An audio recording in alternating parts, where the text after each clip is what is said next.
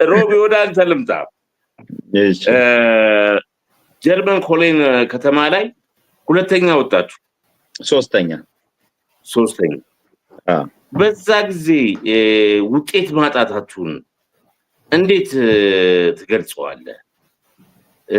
ከዚሁ ጎን ለጎን እንደው ሁለተኛ ጥያቄ ልስጥህና ማለት ነው ኢንስትራክተር መንግስቱ ወርቁንና ሉቻኖ ቫዛሎ ስዊድን ላይ ያገናኙ ስዊድን የነበረውን ስሜት እስቲ አብረህ። እንግዲህ ሉቻኖን እንኳ ያው ነፍሱን ይማርና ሁል ጊዜ እናገኘዋለን። እዚሁ ሮማ አጠገብ ኦስቲያ የሚባል ከተማ ነው የሚኖረው። አሰልጥኖናል። እዚያው ለምሳሌ አብዛኛውን ጊዜ ኢትዮ ሮማ ነው የሚወክለው ኢትዮጵያን። እዚህ ጣሊያን ሀገር የዓለም ዋንጫ ሲኖር እሱ አንድ ሁለት ጊዜ አሰልጥኖናል። ከዛ በኋላ በጤና ምክንያት ያው አንዳንድ ጊዜ እኔ እንዳሰልጣኝም እንደተጫዋችም አሁን ደግሞ እያረጀው ስመጣ ያው እንዳሰልጣኝ ብቻውን ያለው እና ሉቻኖም ቶሎ ቶሎ እናገኘዋለን። መንግስቱ ወርቁ ግን በቃ እኔም ትልቅ ታሪክ ስላለኝ የመጀመሪያ የመረጠኝ በኳስ እንድቀጥል ካደረገኝ ታላቅ ሰው ቢኖር እሱ ስለሆነ እዛ ላይ የመረጠኝ እሱ ስለሆነ ያው ትልቅ ትዝታ ስላለኝ እየሰደበኝ የመረጠኝ፣ ግን ሲሰድብ ሲወድህ ነው። በቃ እሱ ዝም ካለ አይወድህም፣ በቃ አይመርጥህም። ከተናገረ ግን ያው ይመርጣል በሚለው ስሜን ዝርዝር ላይ ሳገኘው ደስ ብሎኝ በቃ ስዊድን ላይ የክብር እንግዳ ነው ሲባል የፌዴሬሽኑ የዩሮፕ ሲጋብዘው በጣም ትልቅ ደስታ ተሰማን። በጣም ትልቅ ደስታ። ያው ከነ ሉቻኖ ጋር አብረን ነው የተጓዝነው በፕሌን ወደ ስዊድን በምንሄድበት ጊዜ ታሪካዊ ዘመን ማለት እንችላለን። አንደኛ የነ ሉቻኖ ቫሳሎ መኖር፣ ሁለተኛ የገጠሙን ደግሞ አጋጣሚዎች ኤርፖርት ላይ ያው ኑጌ በደንብ ያውቀዋል ታሪኩን። ወደዛ ልግባ ወይስ የሉቻኖን እና የመንጌል ልጨርስልህ? አማን እንግዲህ የማድሪዱን ኤርፖርት ላይ ማለት ነው። ኖ ከዚህ ከሮም ፊዩሚቺኖ ስንነሳ ወደ ስዊድን ስንሄድ ያው ሉቻኖም አብሮን ነው እንግዲህ፣ ግን አልፏል ኦሬዲ ቤት ነው። እዛ ምን አለ መሰለህ ያኔ ያው ኢትዮጵያ ኤርላይንስ ያሰራልን ማሊያ ነበረ ቱታ። እዚህ ላይ ያው ሰንደቃችን አለ አረንጓዴ ቢጫ ቀይ። እንደምታውቀው አገዛዝ ላይ የነበረው ኢህአዴግ ነው፣ ግን ንጹህ ባንዲራ ሆኖ ያከብሩናል፣ ሁልጊዜ ያከብሩናል። ለምን? ያው አገሩ ላይ ያለ ነው ቡድንኛ ስለሆነ። ከዛ ልክ ሻንጣ ስናስመዘን ልንልክ የትግራይ ተወላጅ ሰውዬ ነውና ስራ አስኪያጅ ነው በዘመኑ እዛ ኤርፖርቱ ላይ የኢትዮጵያ ላይ ስራ አስኪያጅ። እንዴ የኢትዮጵያ ቡድን ናችሁ ምናምን አለን። እንዴ አዎ እኮ ኢትዮጵያን ወክለን ሮምን ወክለን እየሄድን ነው ወደ ስዊድን። በቃ እንደዚህማ ከሆነ አለ 5 ቦታ አለ ፈርስት ክላስ ለእናንተ ነው የምሰጠው፣ አንድ ሻንጣ በእጃችሁ አትይዙም ጫኑ ተባለ። ከዛ ሁላችንም ይሄ ትራቭሊንግ ባግ ምናምን ኑጌም ኢትዮጵያ ኤርላይንስ የምትል ቀይ ቦርሳ ታስታውሳለህ? ድሮ ኢትዮጵያ ኤርላይንስ የሚሰጠው እሷን ይወዳታል። ቦርሳ እየሰጠ ነው፣ የኢትዮ ሮማ ቦርሳ እየሰጠ ነው። በእሷ ነው ትሬኒንግ የሚመጣው። የሆነ ነገር እኔ እንጃ አድርጎባታል፣ ጸሎት ነገር አላውቅም። ከዛ አየር መንገድ መጫወት ይፈልግ ነበር ማለት ዋናውን የመኖሪያ ፈቃድ እዛ ውስጥ አድርጎታል እና ላከው፣ ከሻንጣ ጋር ላከው ማለት ነው። በቃ ላከው። ከዛ ያው ቁጥጥር ላይ ዶጋና ፖሊስ መታወቂያ እየጠየቀ አይደል የምታልፈው። የጣሊያን ሀገር መኖሪያ ፈቃድ አሁን ትንጥዬ አድርገዋታል ኤሌክትሮኒክስ። በፊት ግን ትልቅ ወረቀት ነው፣ በቃ ኤ4 ማለት ነው። እሱን አንገቱ ላይ አድርጓል ኑጌ። ከዛ ጦርነት ተነሳ እዛ ማለፊያው ላይ። ታልፋለህ አታልፍም? ታልፋለህ። ያው ጣሊያንኛ ሮቤርቶ ይሻላል ተብዬ ተጠራሁኝ። ከዛ ምንድነው ችግሩ ምናምን ስል ኑጌ በጣም በተናደደ ምን አይነት መሀይሞች ናቸው እነዚህ እንዴ ይሄ ስንት ብር ያወጣውበት ከለር ፎቶኮፒ ነው ምናምን አለኝና አስረዳኝ። ከዛ ለፖሊሱ ይኸውልህ እሱ እኛ ወንድማችን ነው፣ እኛ ኢትዮጵያን ብቻ ሳይሆን ሮምንም ወክለን እየሄድን ነው፣ ጣሊያንን ወክለን እየሄድን ነው እና የኃይለኛ ተጫዋቻችን ነው፣ እሱን አጣን ማለት ብንቀር ይሻላል ከጨዋታው አልኩት። እሺ አሁን ስንት ሰዓት ነው በረራችሁ ሲለኝ ሰዓቱን ስነግረው በቃ ገና ሰዓት ስላለ ከተጫዋቾች መሀል ገና ያልገባ ሰው አለ አለኝ። አዎ ብለን ሚኬሌ የሚባል ወንድማችን አለ እሱ ትዝ አለንና በቃ ሚኬሌ ያለ ተባለ፣ ተደወለለት። ሚኬሌ ያልኩት ክልስ ነው በቃ እንደኔ ሚኬሌ ጣሊያኑ እዚህ ሀገር ይጫወት የነበረ። የት እዚህ ሀገር? ኢትዮጵያ። አይ ኢትዮጵያ ተጫውቶ አያውቅም። እዚህ በልጅነቱ ነው የመጣው። ከዛ ሚኪ አልኩት። ሚኪ ይኸውልህ ንጉሴ እንትኑን አይዲውን እዛ ሶጆርኖን ስለረሳ ይፈቅዱልሃል፣ በቃ ኤርፖርት ውስጥ ገብተህ የሻንጣ የሚጭኑበት ውስጥ ቀይ ቦርሳ አለ፣ ከቀዩ ቦርሳ ኦሪጂናሉን አውጥተህ አምጣል ነው እና ላክ ነው። ፖሊሶቹም በሬዲዮ ተነጋግረው አሳልፉት ተባለ። ገባ። በቃ ያልዞረው ጋሪ የለም እንትን ውስጥ ገብቶ አውሮፕላን ማረፊያ ፈልጎ አጣና እኔ መቅረት አልፈልግም ማለት ነው። እንደውም በኋላ ከፈለክ ኦንላይን ገብቶ ይነግርሃል። እኔ መቅረት ስለማልፈልግ አጥቼዋለሁ፣ በቃ ቀይ ቦርሳ የሚባል የለም እዚህ ምናምን አለ። ከዛ ኑጌ ምን አይነት እናንተ ሰላቶች ምንም በቃ እናንተ ባህር ላይ ቢወስዷችሁ ውሃ ማታገኙ ምናምን በቃ ተናደደ፣ በቃ ንድድ አለ። ከዛ ሚካኤል መጣ። ከዛ ለፖሊሱ ነገርኩት፣ ይኸውልህ እኔ ኃላፊነት ልውሰድ በቃ እኔ ይሄ ነገር ይሰጠው ምናምን አልኩት። ከዛ አለቃዬን አናግሩት አለ። አለቃውን ስናናግረው እንደዚህ ነገር አይቻልም፣ ልክ ግን ስዊድን ስትደርሱ አንተ ራስህ በአካል መታወቂያውን አውጥተህ ነው የምታመጣው አለኝ። እሺ አልኩት። ይሄንን ግን አውልቅ አለና ጣለበት፣ ይሄ ኮፒውን ከአንገቱ ላይ ማለት ነው።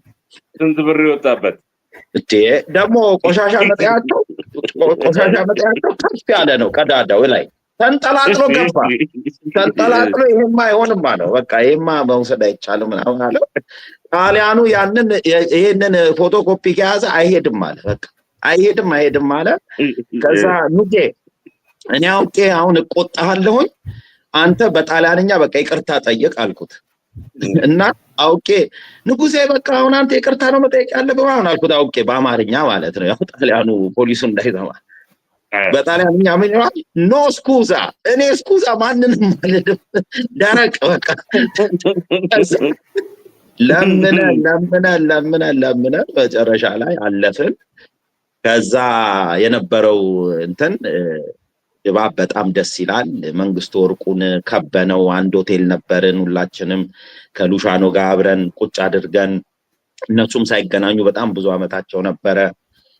አመሰገኑ፣ ፌዴሬሽኑን አመሰገኑ፣ ክለቦችን ሁሉ አመሰገኑ እና በጣም ቆንጆ ሰዓት ነበር። ከዛ እኔና ንጉሴ ደግሞ በየበለጠ በቃ ቁጭ ብለን መንግስቱ ወርቁን ስናስቀው ነበረ። በቃ በተለያየ መልክ እያሳቅነው ምን እያልን የድሮ ትዝታዎች እያነሳን ምናምን ይጠራን ነበር። በቃ ሲደብረው በቃ እነዛን ሁለቱን ጥሩልኝ ይላል፣ እኛ ነበር የምናጫወተው እኔና ኑጌ እና ቆንጆ ጊዜ ነበረ። ሌላም አጋጣሚዎች አሉ። እስኪ ቦታውን ደግሞ ትንሽ ልልቀቅና እመለሳለሁ።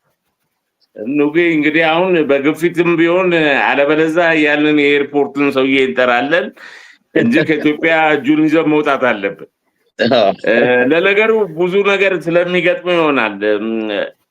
ማድሪድ ኤርፖርት ላይም የሆነ የገጠመው ነገር አለ መሰለኝ። እንግዲህ አማን ወደኋላ ልትመልሰኝ ነው። የሩሲያው ጉዞዬ ከኢትዮጵያ ምንድን ነው? ባህር ዳር ጨቃጨቃ የተጫወትኩኝ፣ ያው ከነማ ነው አሁን ስሙን ቀይረውታል። ባህር ዳር ከነማ የተጫወትኩኝ ፕሪሚየር ሊግ አዲስ አበባ ከክራይ ቤት ጋር ለመጫወት ስመጣ ገነት ሆቴል የአዋሳ ከነማ እጅግ በጣም የማከብረው ለታዳጊዎች እድል የሚሰጥ አዋሳ ከነማ እንደ ቡድን ከጀርባ ሆኖ ዋንጫም እንዲበላም እንደ ቡድንም ትልቅ ነገር የሰራ ትልቅ አሰልጣኝ ነው። አሰልጣኝ አዲስ ይባላል፣ ምክትል አሰልጣኝ ነው። የታመነ ምክትል አሰልጣኝ ነውና በጣም እንግባባለን። እንዴት ነው የሚቀጥለው ሲዝን አዋሳ ከነማ መጫወት እፈልጋለሁ፣ ቲሙ ጥሩ ቲም ነው ምናምን ስለው በራችን ክፍት ነው መምጣት ትችላለህ፣ ዝግጅት በዚህ ጊዜ ነው የምንጀምረው አለኝ። እንደውም በአጋጣሚ አለ አንድ ተጫዋች አይ ቲንክ እርግጠኛ ስሙን ካረሰው ሰብስቤ ዳፋር የሚባል እዛው የአዋሳ ከነማ ተጫዋች ነበረ።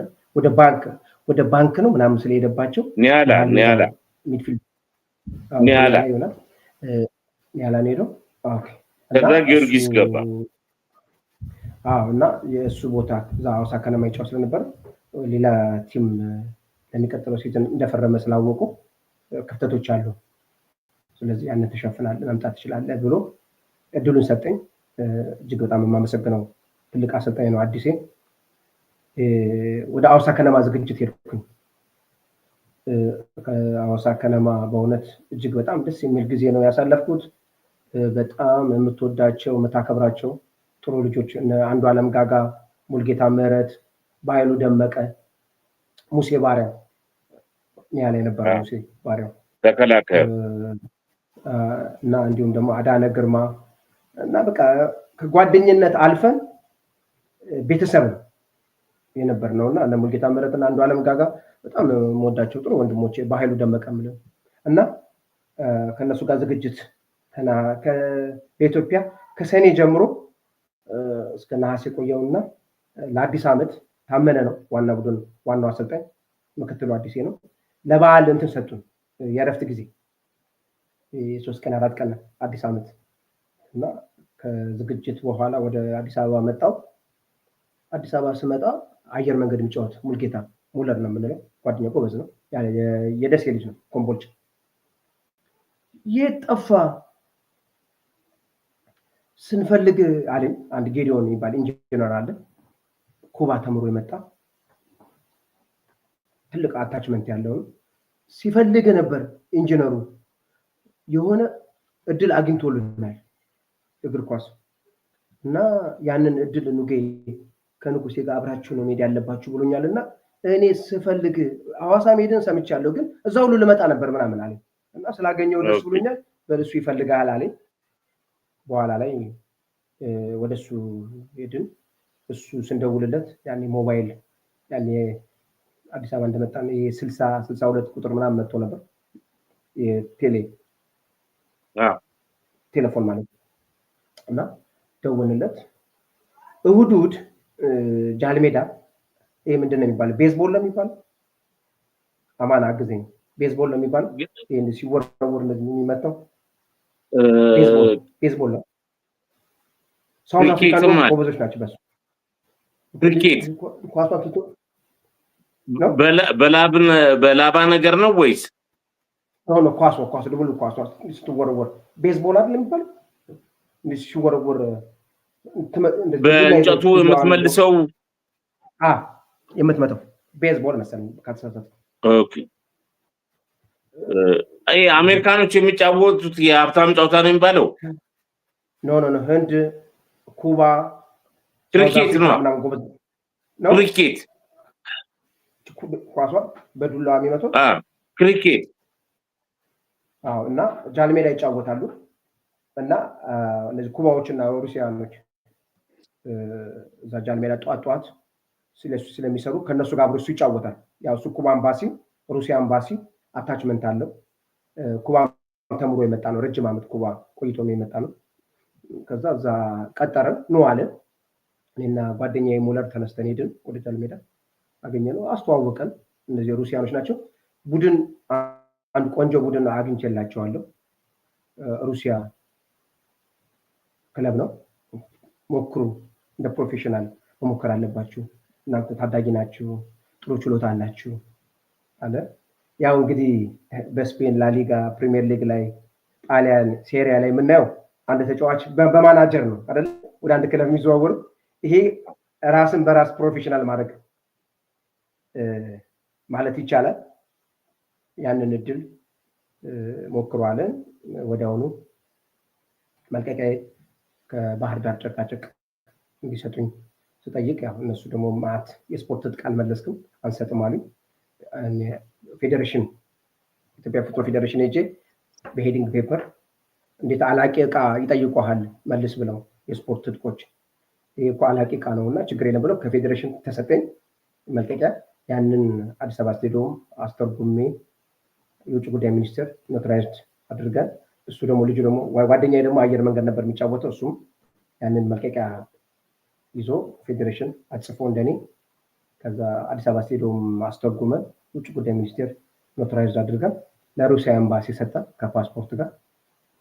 ከዛ ሩሲያ ኤምባሲ ቪዛው መታለን። እና ቪዛውን አገኘን። ቪዛው ከ15 ቀን ነው ምናምን በኋላ ቪዛው ደርሶላችኋል ኑና ውሰዱ ተባልን። ቪዛውን ወሰድን። ግን ቪዛውን ከወሰድን በኋላ ከሀገር እንዴት እንውጣ? ምክንያቱም ምንድነው ለጋር ነው የሚባል ለጋር ጋር ያለው የኢትዮጵያ አየር መንገድ ወደ ሩሲያ ብሔራዊ ቲያትር ጋር ያለው እዛ ጋር ያለው አየር መንገድ ሰራተኛው ምን አለችን? ከዚህ ወደ ሩሲያ መሄድ አትችሉም፣ ፍላይት የለም። ምክንያቱም የሩሲያ ፍላይት ኤርፍሎት ይባላል።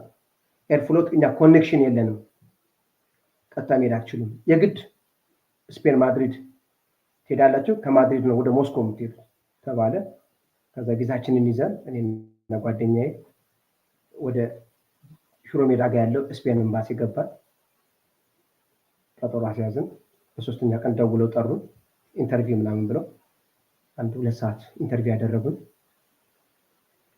ከዛ በፍጹም አንሰጣችሁም፣ እኛ ስፔን ውስጥ ብዙ ስደተኛ በዝቶብናል፣ በመሀል ደግሞ በትራንዚት እጅ ብትሰጡ አሳይለም ብትጠይቁ ሊሆን ስለሚችል ለወጣቶች ቪዛ አንሰጥም ምናምን አሉ። ኧረ እኛ የምንሄደው ሩሲያ ነው፣ እኛ ለማለፊያ ነው እንጂ ሌላ ነገር እንደዚህ አይነት ነገርም የለም ስለ አይ አንሰጥም አሉ። ሩሲያ ምንድነው ስፔን ኤምባሲ ካንሰል ሲያደርግብን ከዛ ወደ አየር መንገዱ ተመልሰን ሄድን። ስፔን ኤምባሲ ቪዛ ሊሰጠን አልቻለም። ምንድነው ማድረግ የሚገባን ሲባል አንድ እድል አለ እሱን ሞክሩ አሉ። የኢትዮጵያ አየር መንገድ እስከ ካይሮ፣ ካይሮ ደግሞ ስትደርሱ ኤርፍሎት አለ፣ የሩሲያ ኮኔክሽን አለ፣ ወደ ሩሲያ መሄድ ትችላላችሁ ተባለ። ከዛ ወደ ግብጽ ኤምባሲ ሄድን። እዚህ ጃልሜዳ ጋር ያለው ግብጽ ኤምባሲ ሄድንና እንደዚህ ክለብ አግኝተናል፣ እግር ኳስ ተጫዋቾች ነን፣ ይሄው ዶክሜንታችን ይሄው እንትናችን እና እንደ ትራንዚት ስለሚያስፈልገን ቪዛ ፈልገን ነው አለን። ፋይናሊ የግብጽ ኤምባሲ የትራንዚት ቪዛ ሰጡ፣ አገኘን።